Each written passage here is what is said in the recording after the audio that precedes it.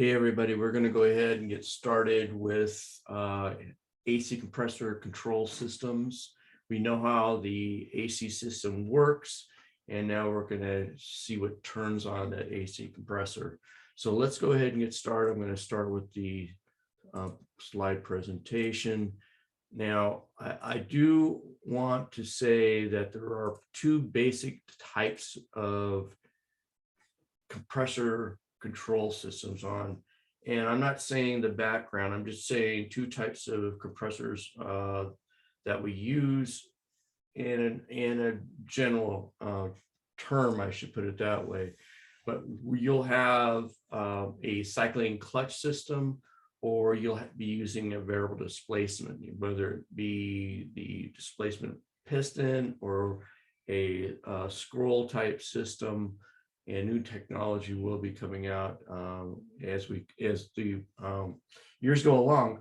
But these are pretty much, there's two different types of systems, but we're going to be getting into the background talking about the actual control part of it, what the computer needs to see.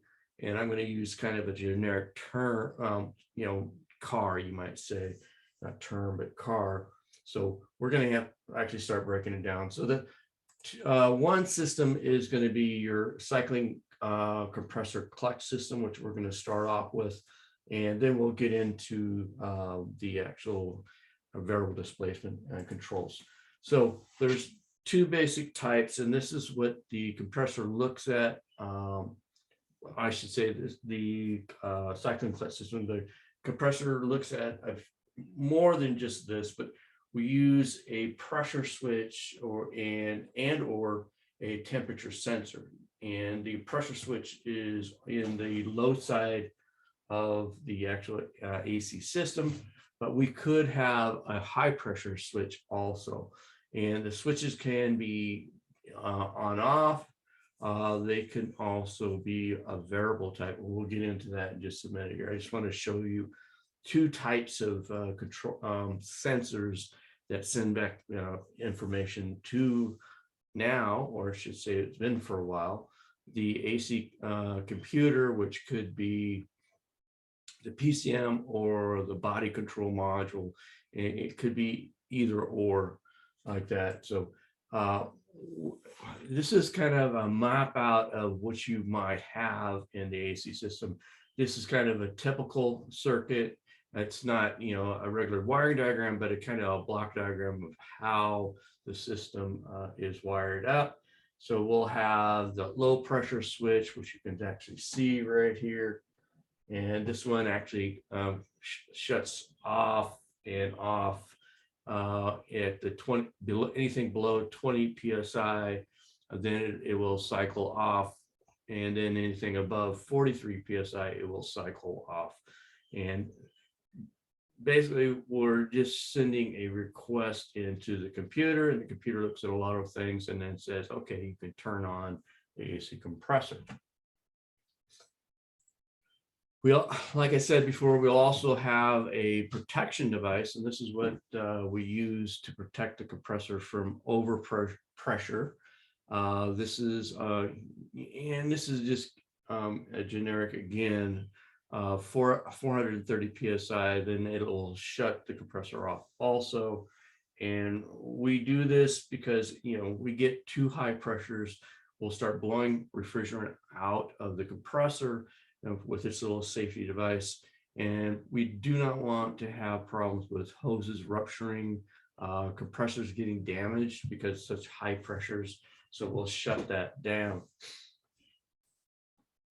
Now, when an AC request signal is sent to the PCM, if all the parameters are correct, we're looking at all things. We're looking at coolant temperature. We're looking at the outside temperature, the ambient temperature. We're looking at the inside temperature.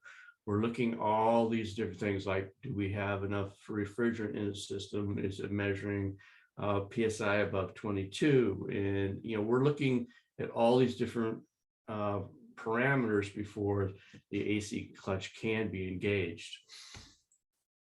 So here is, again, another diagram in you'll notice that this actually has a AC clutch here.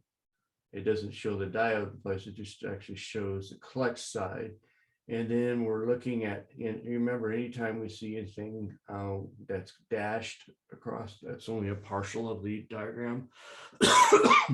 And then we have a low side cooling fan, because we have to turn on the fans, because we know that if we do not turn on the fans, then we will actually have the pressures build up, and we want to dissipate that heat across the condenser. And we'll have the power controlling module actually controlling all this. So this is, and then we'll have a high side blower motor on this side. So it'll be a low side, I should say a low side cooling fan and a high side cooling fan. And then we have the clutch circuit here. So it could be all integral. It could be a body control module part of that. It could be actually built into the PCM. It just depends on how the system's wired up. And one of the things you can do, and this is important, because what we can do is we can actually use a scan tool to see parameters. Okay, and we can see, if the pressure switches are triggered off, say it doesn't want to turn on the AC compressor, we can actually look to see if the fans are being turned on. We can see and verify the fans are being turned on. We can look at the pressure switches to see what kind of pressures that's showing.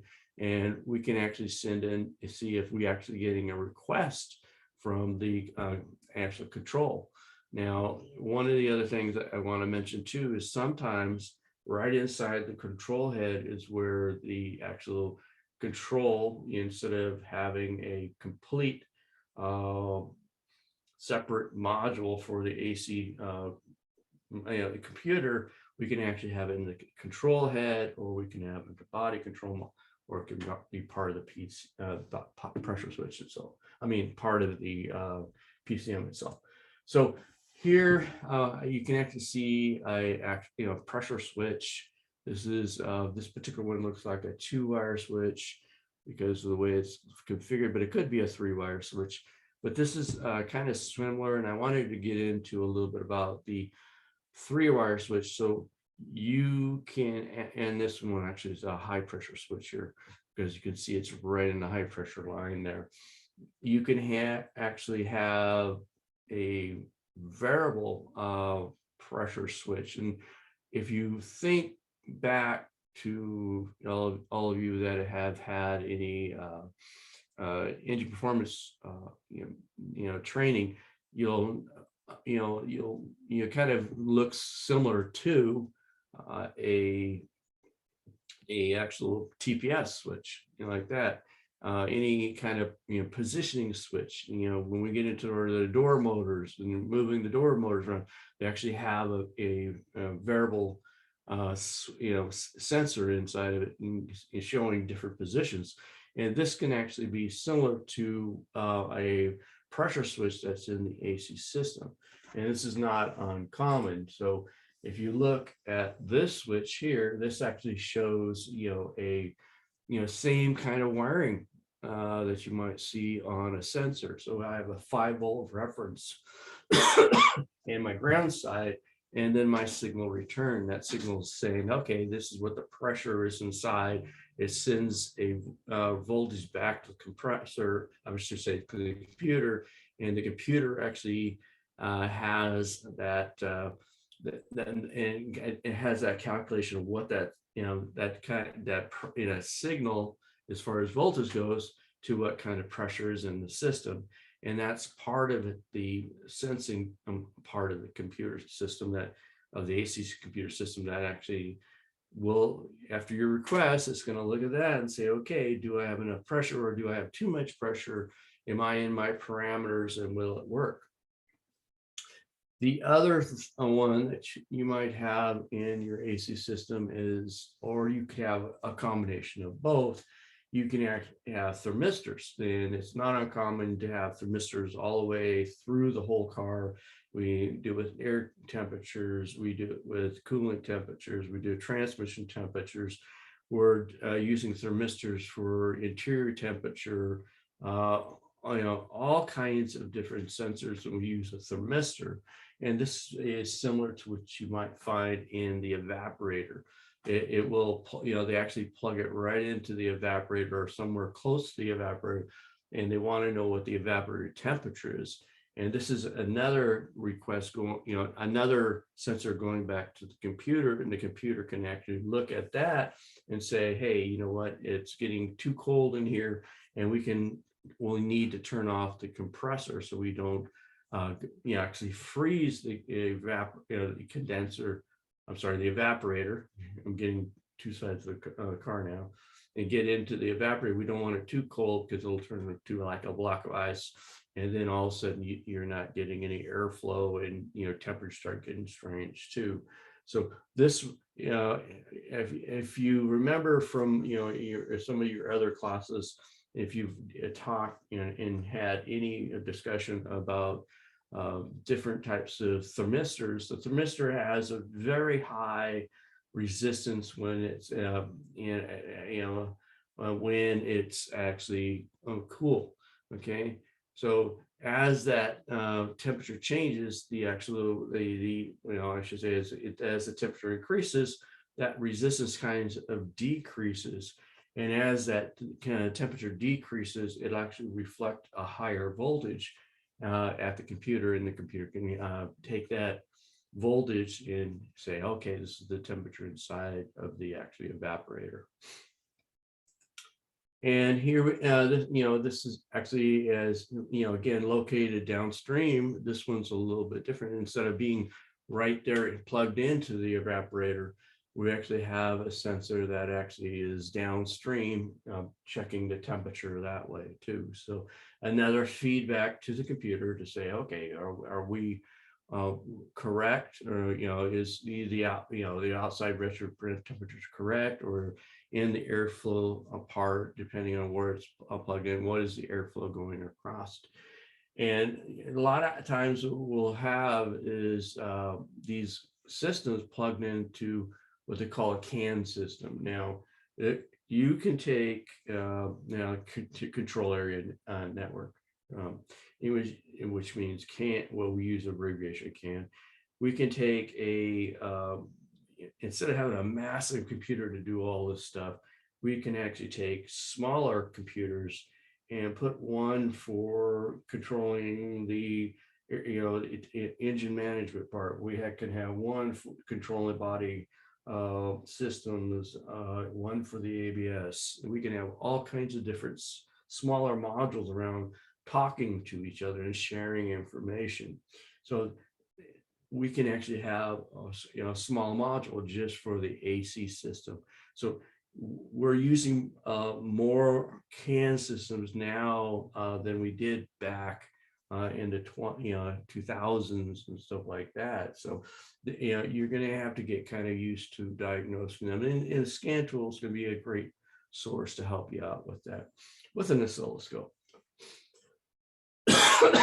So this is kind of a map out. You notice we're starting off with the powers on the top, and we'll kind of run it on down to the different sensors involved, the different pressure switches that are involved, evaporative temperature. So you can see this one has a low pressure switch, a high pressure switch. You can actually see this actually has an evaporative temp switch, and then it feeds this information into the computer, and the computer says, hey, everything looks good.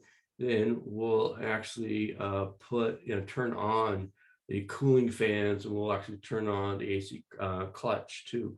Now we'll use a relay. Now relays are really fun. I want to do a little bit more on relays for you, and expect another video on that, because that could be its own little video. Now relays are great magnetic switches, I'm going to give it kind of a really short description. A nice magnetic switch that can actually turn on and off a high current system with a low current system. And I'm going to leave it at that. And it may be a little confusing right now, but when you see the other video on relays, you'll kind of understand it. But any relays are fun. They've gotten much smaller in size, but what happens is when the computer sees everything looking good, it will actually ground one side of the relay, allowing the relay to close its switch. And then we'll turn on the AC clutch, which turns on the compressor. And everything is good, then we have a nice cool interior. If anything's bad, then of course, we can have a faulty compressor, compressor clutch, a clutch hub could be torn, and it could be other things like wiring. The relay could be faulty also. So another evaporator switch, design is plug it right in. And this actually has a probe that goes down inside, and it goes directly into the fins. And I have a few in cases in the shop that actually work that way too. And they'll send a signal back to the body control module or the small AC module to actually is it too cold? Is it too warm? Yeah, go ahead and turn it on. Nope, you got to shut it down. Again, this is another sensor sending it back to a control module or a PCM to actually turn the information so you can decide to turn the AC compressor on or off. So this system uses actually an AC pressure sensor to monitor the actual high side of the high side pressure, and will turn off the compressor when the system pressure is too low or too high. And it's basically similar to the one type that actually is a 3-wire sensor that actually measures the pressure in the system. And it falls inside that parameter. It'll say, oh yeah, I can turn myself off. So the other type is a variable displacement system. These compressors really do not rely on cycling the compressor on and off. These are a total different design, and they actually use a control valve inside the actual compressor itself. The great things about these type of compressors, they can actually match the heat load that we have. It improves the fuel economy, and that which kind of correlates to lower tailpipe emissions. The compressor has, and you can see on top of the compressor, this control valve.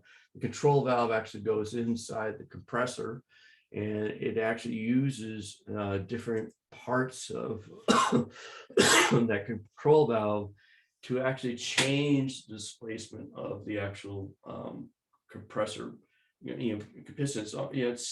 This is something that one of the manufacturers is actually been experimenting with. It's been in a beta testing for quite a while, and it's what they call variable displacement pistons. And this is kind of similar to it. And it looks at the pressures, the control valve actually looks on the suction or the low pressure side of the system. As the evaporator temperature increases, low pressure and actually decreases. So, and the control valve will directly direct system low pressure into the crankcase, and the compression intervals, cylinder pressure will now be greater than the compression and the crankcase pressure. This causes the compressor to actually increase the piston stroke. So instead of having a short stroker, we're actually allowing it to that swash plate moves, and it allows it to have a much deeper stroke on it like that. This will increase the actual pressure being developed. And as the evaporator cools down, the system low pressure drops. Okay, low side pressure drops, and the bellows in the actual control valve now bleeds high pressure into the actual crankcase, and now it's going to shorten that stroke. So it's going to reduce the stroke so that it does not put as much out. And so you can see I can change that on the fly depending on the actual valve what's happening at the valve itself. So the control valve constantly is moving to maintain the correct temperature without cycling the clutch. So again, it's going to keep that clutch going as long as you put that request in and it turns on the clutch. It's going to keep it going.